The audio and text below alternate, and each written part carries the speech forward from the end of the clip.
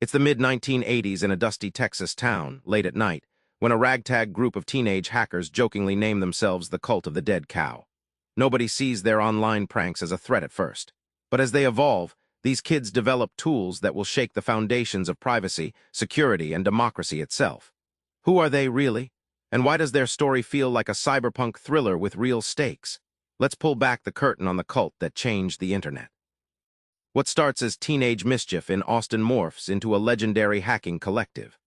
Their early antics mask something far bigger, with consequences rippling through Silicon Valley and Washington. In 1998, the cult drops Back Orifice, a tool that lets users control Windows computers remotely. This wasn't just a hack. It was a giant neon sign flashing "Watch your security" to Microsoft, showing their giant OS wasn't invincible. Members like Mudge and the hacker known as Oxblood roughen put privacy and power debates on the map with this bold release. The cult isn't your basement hackers. They blend tech with street art and politics. They viewed hacking like punk rock, a form of expression and rebellion, shouting truth through code. This wasn't just about breaking into systems. It was about breaking the system's grip on people, like spray-painting digital graffiti on the walls of corporate power. Their tools evolved beyond pranks into cyberweapons that didn't harm people but forced giants to defend users better. Unlike ruthless hackers, CDC aimed to spotlight weak spots and empower users. This paradox means the cult helped build safer internet infrastructure, shifting the battlefield from destruction to defense with surprising effectiveness. While you might have heard about Tor or online privacy tools, few know that the cult helped build these lifelines in a world increasingly watched. Their influence is hidden but enormous. Members of the Cult of the Dead Cow were instrumental in developing Tor, the network that cloaks your online identity. This wasn't just software. It was a lifeline for dissidents, journalists, and everyday people fleeing surveillance. Their code laid the groundwork for the most critical digital shield against authoritarians spying in a world hungry for control.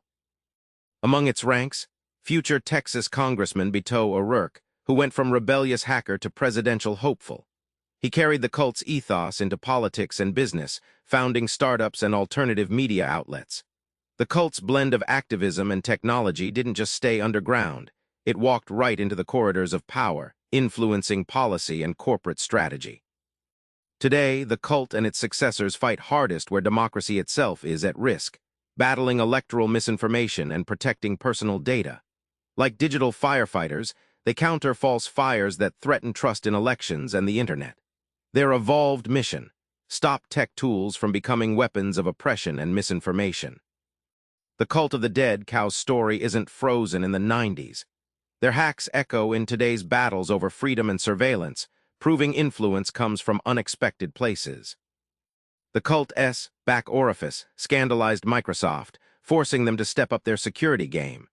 Instead of hiding flaws, CDC's approach was like a spotlight that pushed corporations toward accountability. It showed that sometimes the loudest voice for change isn't a CEO or politician. It's a group of prankster hackers wielding code. The hacker values of curiosity, skepticism, and transparency pervade today's cybersecurity culture. From vulnerability disclosure policies to white hat hacking, CDC's legacy made hacking less about destruction and more about responsible defense. Their mantra: find a problem, call it out loud, and fix it before it becomes a weapon. As misinformation and surveillance escalate, the cult's fight has turned urgent. They advocate fiercely for open tech that defends users rather than spies on them. Their battle proves one thing: the fight for democracy is digital now, and it needs champions willing to hack not for harm but for hope. Remember that night in Austin when noisy teenage hackers dreamed up the Cult of the Dead Cow? That noise turned into a roar that shaped how we protect privacy and fight misinformation today.